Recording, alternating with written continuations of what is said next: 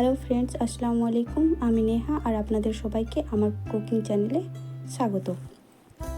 আজকে আমি বানাচ্ছি একদম সিম্পল আর টেস্টি ভিন্ডি মশলা রেসিপি।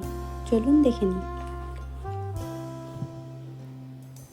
উপকরণে থাকছে ভিন্ডি, ধুয়ে ঠিক এইভাবে ছোট ছোট করে কেটে নেব। যদি বড় হয় 3 টুকরো আর না হয় 2 টুকরো করে কেটে নেব। মশলার জন্য আমি কেটে নিয়েছি টমেটো, একটি মিডিয়াম সাইজের, 2টি মিডিয়াম সাইজের পেঁয়াজ, 2টি চেরা কাঁচা লঙ্কা, ধনেপাতা, 1 চামচ আদা রসুনের বাটা, আধা চামচ করে লঙ্কা, হলুদ এবং জিরে। এবার জিরে, হলুদ এবং লঙ্কার গুঁড়োতে একটু জল মিশিয়ে ভালোভাবে একটু ফেটিয়ে রেখে দেবো।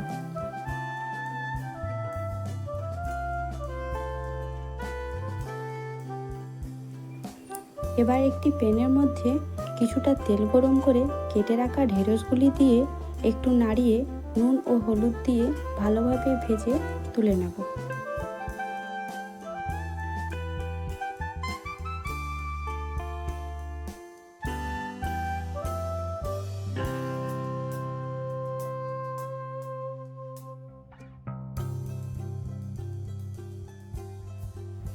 এবার একই কড়াইতে আরও কিছুটা তেল গরম করে নিয়ে কেটে রাখা পেঁয়াজের কুচি ঢেলে দেব।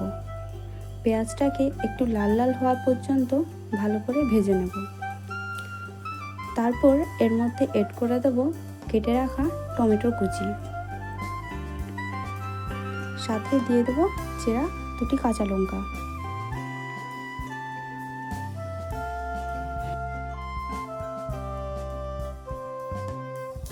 এর মধ্যে দিয়ে দেব আদা রসুনের বাটা।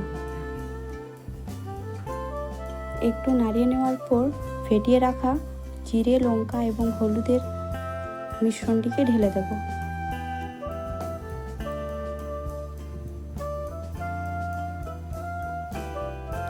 এবার ভালোভাবে এই সবকটা মশলাকে কষিয়ে নেব।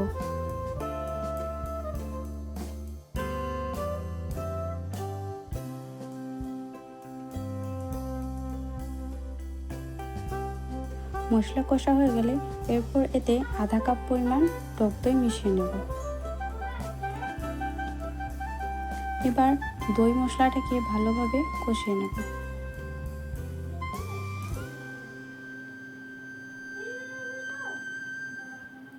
এরপর মশলাটা ভালোভাবে কষা হয়ে গেলে এর মধ্যে ভেজে রাখা ভেন্ডিগুলি দিয়ে কিছুক্ষণ নাড়িয়ে নিব।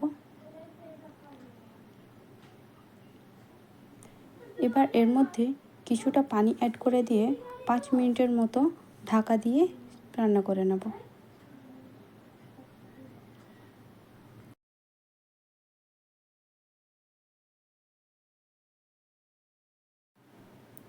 সবশেষে গরম মশলা ও ধনেপাতার কুচি দিয়ে একটু ফুটিয়ে নিয়ে নামিয়ে নেব।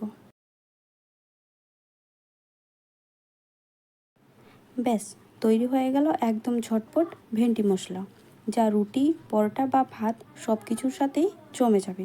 রেসিপিটি ভালো লাগলে একটি লাইক করবেন, কমেন্ট করবেন এবং পেজটিকে ফলো করে অবশ্যই পাশে থাকবেন। আবারও দেখা হবে একটি নতুন রেসিপি নিয়ে। ধন্যবাদ।